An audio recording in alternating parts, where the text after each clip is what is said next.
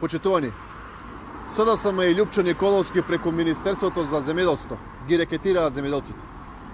Од 4 јавни повици за доделување на земјоделско земјиште под закуп минатата година, 2 се поништени без основ.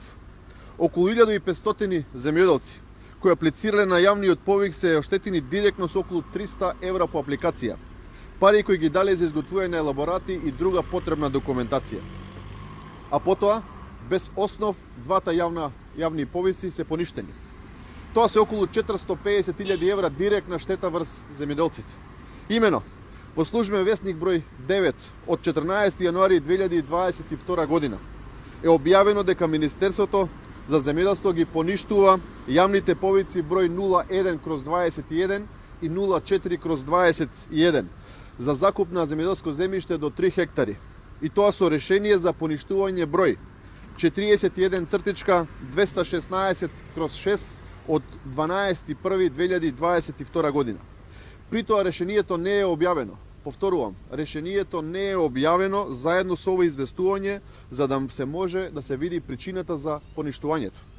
Со необјавувањето на решението, бесправно се одзема правото на приговор и жалба по донесеното решение.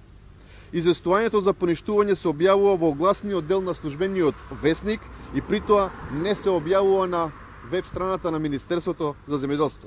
И на прашање на земјоделците до каде се јавните повици, упорно се молчи.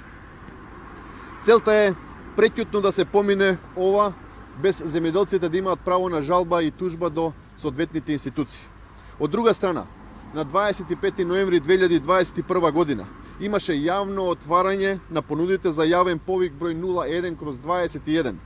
И за секоја понуда јавно се кажува називот на понудувачот, висината на понудата и на парцелата која што се однесува понудата. Поништувањето на повикот по јавно отварање каде што секој можеше да ги слушне и запише горе наведените информации, представува само по себе преседан.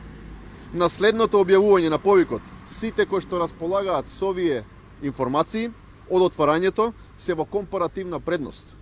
Веќе точно ја знаат висината на понудата за секоја парцела и ќе знаат кој, колку и каде има аплицирано.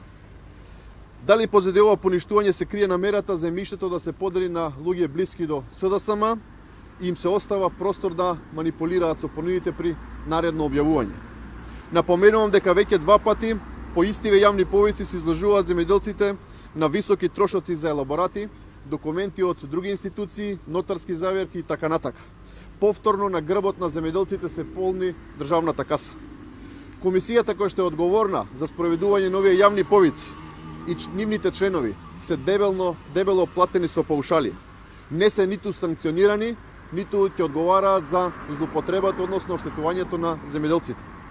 Затоа го повикувам Љупчо Николовски и СДСМ да ги почитуваат законите и да не прават малверзации. Воедно нагласувам по скорешната промена на власта. Ке има ревизија на сите јавни повици и огласи и за секоја неправилност ке има соодветна санкција. Ви благодарам.